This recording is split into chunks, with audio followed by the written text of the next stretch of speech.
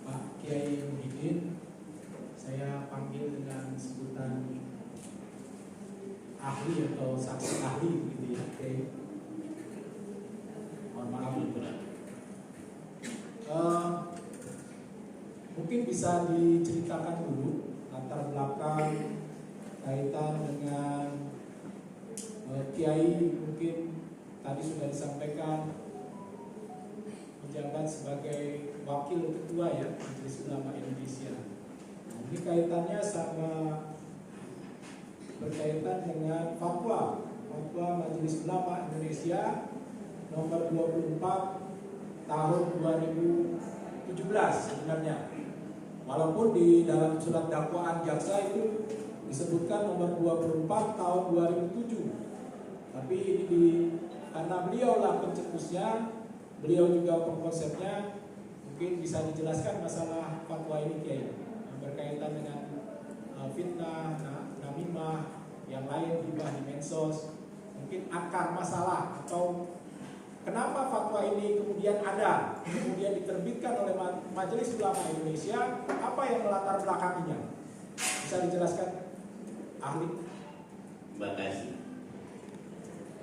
Saya tahun 2017 sebagai Ketua Majelis Ulama Indonesia yang membidangi hubungan luar negeri dan kerjasama internasional.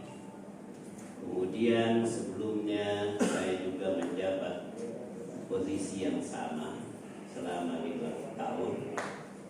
Lalu tahun 2018 saya diangkat menjadi wakil ketua umum MUI, di mana ketua umumnya Pak Kiai Ma'ruf Amin sampai tahun 2020. Kita semua paham bahwa dunia teknologi informasi mengalami kemajuan yang sangat besar di dunia. Jadi information technology ini bisa dimanfaatkan untuk hal-hal yang positif, bisa juga untuk hal-hal yang negatif. Oleh karena itu, Majelis Ulama Indonesia setelah mendapatkan berbagai macam permintaan dari publik, dari masyarakat luas tentang perlunya menjaga etika berkomunikasi, etika berhubungan melalui media sosial, disepakati Komisi Fatwa Majelis Ulama membahasnya. Mengapa itu perlu dibuat dan dikeluarkan fatwa? Untuk yang pertama-tama menjaga kondisivitas keadaan dalam negeri. Yang kedua, untuk memberikan guidance kepada masyarakat bahwa berkomunikasi melalui media juga harus ada aturan mainnya. Yang ketiga, kita harus hati-hati karena menyampaikan berita yang tidak benar memiliki dampak dan konsekuensinya. Itu ajaran agama Islam seperti yang dijelaskan di dalam surah Al-Hujurat, ya ayyuhalladzina amanu in ja'akum fasiqun binaba'in fatabayyanu an tusibu qauman bijahalah wa tusbihu 'ala ma fa'altum nadimin. Wahai orang beriman, kalau Anda mendengar berita dari seorang yang fasik, maka Anda berkewajiban untuk melakukan klarifikasi, melakukan tabayun agar Anda tidak menyesal ya nanti jika yang disampaikan adalah salah. Oleh karena itu, setelah melakukan pembahasan di tingkat komisi fatwa bersama-sama dengan komisi kajian yang anggotanya adalah bukan pakar agama saja, tapi juga pakar ilmu komunikasi, mereka menyelesaikan pembahasan tersebut dan menyampaikan hasilnya kepada pimpinan Dewan Majelis Ulama Indonesia dan pimpinan Majelis Ulama Indonesia Pusat, melakukan kajian, melakukan sedikit perubahan, melengkapi, dan akhirnya jadilah itu salah satu fatwa yang harus dijadikan sebagai rujukan bagi umat Islam dalam melakukan komunikasi melalui media sosial. Itu tidak terlepas dari perlunya menggunakan al-akhlaqul karimah. Baik, panjang lebar tadi Kiai sampaikan, saudara ahli sampaikan.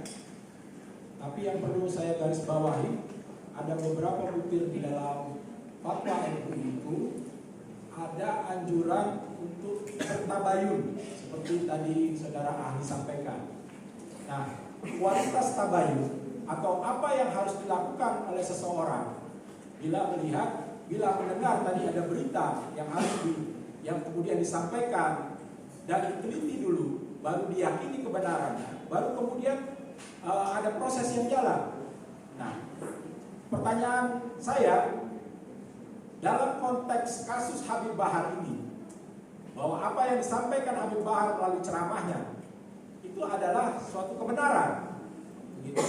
Makanya klasifikasi dalam konteks penyebaran berita hoax atau berita bohong, Kiai juga kan ahli juga termasuk dalam TP3 kalau tidak salah ya, mengetahui permasalahan dan menerbitkan buku putih.